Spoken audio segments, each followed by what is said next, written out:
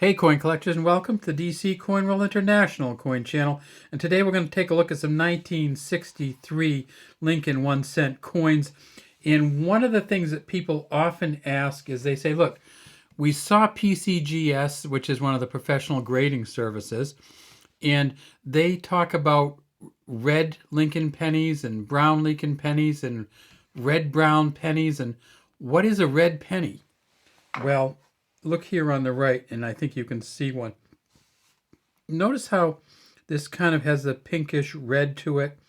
This one over here has a kind of a brownish yellow to it. These are both really good looking coins. A little bit of background there, and not so sharp in here, but they're new coins in the sense that they're not heavily used, but they also aren't holding up that well in the sense that you can see these black spots. It says Liberty behind Lincoln, In God We Trust above his head, 1963, and then right here is a D for Denver. 1963 was one of the odd years for Denver, and there's that D again. In 1963, the Denver Mint made 1 billion more pennies than the Philadelphia Mint. Denver made 1.774 billion, and Philadelphia made 757 million. So it's a smooth edge coin, of course, and then when we tip it over, we see that this is nowhere near as good from the back as it did look in from the front. It says United States of America at the top, E pluribus unum here, and these are dots here. If we magnify those, boy, it looks awful when you magnify, doesn't it? E pluribus unum there. This is the Lincoln Memorial. Good kind of vision of Lincoln way down inside there, sitting on the, I don't know what you'd call it. Sometimes I want to call it a throne, but that's not a very American thing to call it a throne. But it's certainly a big, really large cement chair. And then, or granite chair, or whatever it is. And then over here we have an F and a G for Frank Gasparo, who was the engraver of this coin. The front of the coin has pretty much remained the same. There is a way down in here, and you can't. It's funny how sometimes you get a coin and it looks good up front, and then you get down inside and you see that it doesn't look good at all. There's a V, a D, and a B right there, right above and it doesn't look good. It looks worn, and there's some blacking there. Victor David Brenner, who originally engraved this coin, designed this coin in 1909. Now that I go like this, you can see some more of that redding here. So this is a much redder coin. This is a 1963, the one that they made from Philadelphia, because there's no mint mark. The only two mint marks for this year are these ones. However, they did make a proof coin in 1963 with no mint mark on it. It's a proof, though. That proof penny from 1963, proof 65, is only worth $6. So it's almost worth getting a proof if you can in a proof set. Unfortunately, however, the proof set costs more than that. The proof set, they made 3 million proof sets, and they sold them for $2.10 each, and now they sell them for $22 to $25. But if you can get a proof set penny, and you can get the proof set, the red book says about $22 in red book for the red coin. Let's look at the back of this coin, and hopefully, nope, we're not actually improving it much at all. It's even more scratch and dented.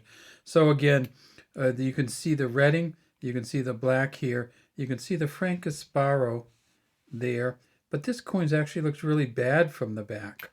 So these are coins that we love them because you can see the difference between the red and the kind of red-brown. This isn't a dark brown. But what do they look like if they were just been circulated a lot? Well, here's one. Now this is just a sweet, sweet coin. Look at the coloring in here. The purples, the pinks. 1963, again, we have the D for the Denver Mint here. This is called the patina here, which is just kind of with the salt from people's hands. This has a spot up here where you can actually see the copper turning a little green, but just beautiful colors in here. This is what a general circulation coin looks like. Now let's compare the Ds. a general circulation coin with the D of a coin that has not had much use. And you can see how the D actually gets a little worn there. This is a beautiful D. This is a beautiful year here. You see how the year gets worn down here.